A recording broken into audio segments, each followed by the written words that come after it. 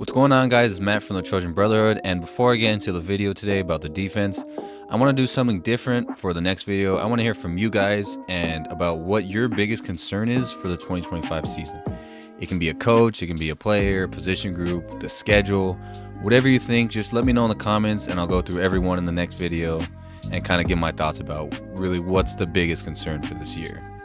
But with that being said, let's get into this video where I want to talk about what I think is the strength of this team, and that is the defense, which is shocking to hear. And if we said this in 2023, we would have been very, very pleased. And I genuinely believe that this can be an elite defense. Not good enough, not average, okay, but I mean elite. And this is what the defense looks as of right now. And to me, what immediately stands out is that defensive line. Looking at the names, you got Cameron Fountain, Braylon Shelby, Keyshawn Silver, Jamal Jarrett, Anthony Lucas, and the freshman Thanos. What do they all have in common? They're all top 100, top 150 recruits, 4- and 5-star guys. Not to mention guys like Devin Tompkins and Carlin Jones, who I am very high on. What this room is just a lot of talent surrounded by one of the best defensive line coaches in the country. And this has potential to be not only the strength of the defense, but the entire team. The only problem is that we don't really have proven guys. The only proven guy we have that has started for us is Anthony Lucas. But just off of talent and potential, you have every skill set that you need to be successful. You got the big body nose tackles to stuff the run in Jarrett and Silver.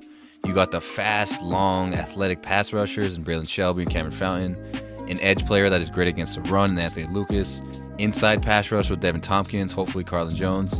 You got every body type that you need to have an elite defensive line, and they're going to be coached by an NFL coach who's worked with the best defensive tackle that football has ever seen. And this is definitely the room I feel most excited about when you look at the potential they have. Now, moving on to the linebackers, I don't think that this room is complete. But I'll tell you one thing that we know for certain, that is that Eric Gentry is an absolute playmaker. And that's all that needs to be said. As long as he can stay on the field, he's going to make plays.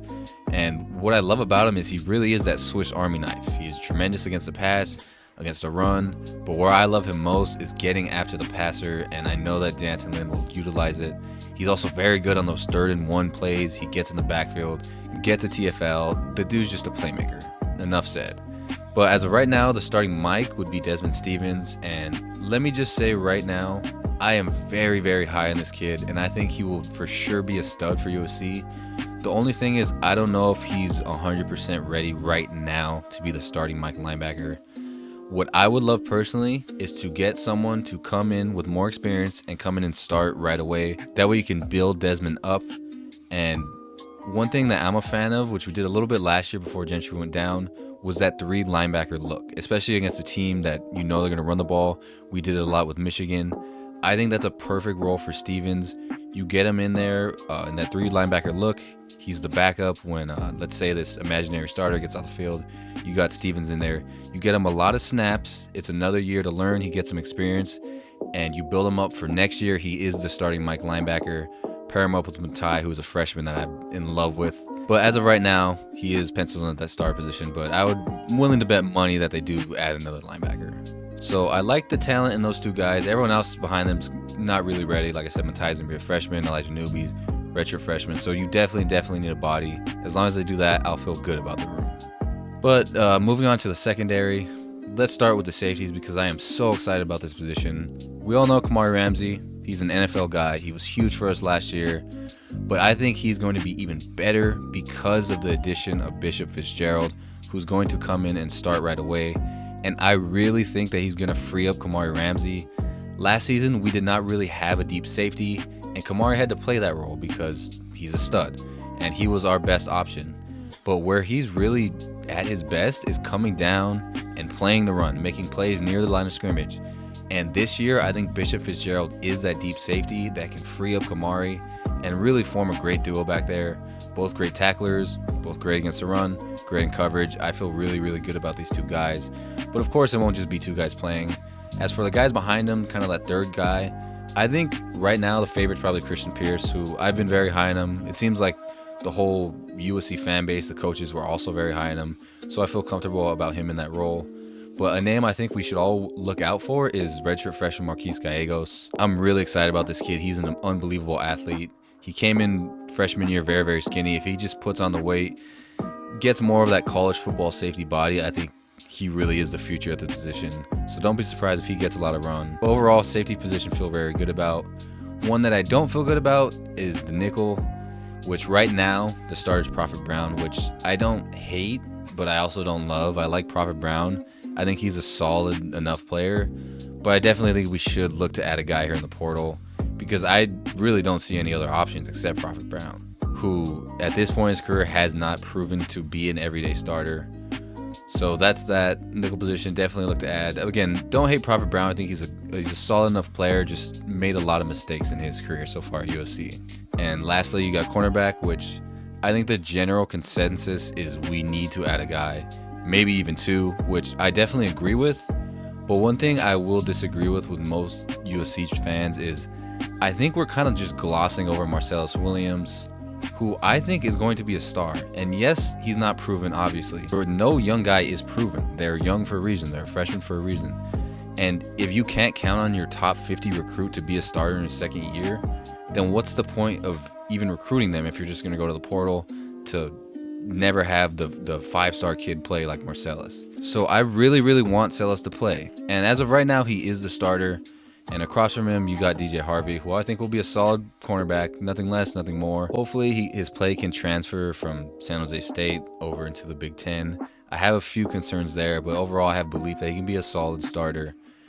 And overall, I think the corner and nickel spots are definitely the weakness of this team, but I really, really believe they're going to add some guys. For me, what I would love, you bring in a starting nickel, boom, there's that. And at corner, preferably you bring in a day one starter, kind of like Mekhi Blackman back in 2022. To be there, he's going to be on that side of the field. And then you work Marcellus Williams in there, you get him a lot of snaps, and you see what you have there. If he blossoms into the starter that I think we can be, that's a great duo with Marcellus and this imaginary starter. DJ Harvey is a good depth piece. And then you have the Carlos Nicholson, who's a depth piece, a rotational player. Definitely don't want him playing that many snaps, but it's nice to have a guy like that. On the other hand, let's say Marcellus doesn't really pan out, he's not really ready. You got DJ Harvey, you got this imaginary starter, and that's a solid enough cornerback duo for this team. I think no matter what happens, no matter who you bring in, I do want Marcellus Williams to get that shot, though, to prove himself, because that's someone I'm very, very high on. But yeah, definitely that is the weakness of this team, the cornerback, the nickel position. Do not be surprised at all if we add a few guys in this spring transfer portal. But overall, looking at this defense as a whole, I think the floor is fairly high, which is definitely what you want to hear. Because if you look at what they did last year, they did not have a lot of talent. And I think you can safely say for this season, at the very worst, this defense is going to be average. But the thing is, they have a chance to be really, really good, even elite, because they have elite coaching. They have a lot of young 4- and 5-star guys that if they can blossom and turn into stars, if they can hit the transfer portal, fill in a starter at 2 to 3 more positions, this really has a shot to be one of the best defenses in the entire Big Ten. For me, in modern college football, I think when building a defense in the offseason, there are 4 things you need. Number 1 is coaching. We got that down, don't really need to explain. Number 2, you want veteran starters coming back, juniors, seniors. We got that with Ramsey, Eric Gentry, Anthony Lucas. Number 3, you got to hit the transfer portal, get some plug-and-play starters. We've got that as well with the big nose tackles, with Fitzgerald at safety. And then 4, your young guys that you've recruited, you need some of them to take a step. We have the potential for that with Cam, with Marcellus, maybe even the freshman Thanos. So far this offseason with those 4 areas, I think we've done very, very well. But I think the way you can close off this offseason with a bang is you get those starters. You maybe get a starting linebacker, starting corner. Boom, let's start the season. If we do that, I'll feel very, very confident. But the number 1 reason that I feel confident about this defense is if you know anything about football, you know that every single football game always comes down to the line of scrimmage. And this is by far the best defensive line we've ever had. If this can be our strength, we can rush the passer, we can stop the run, I really think this can be a playoff team. And there's just so much potential there. And not just with the starting 4, but we got 6 to 7 guys. We got backups that are 4 stars.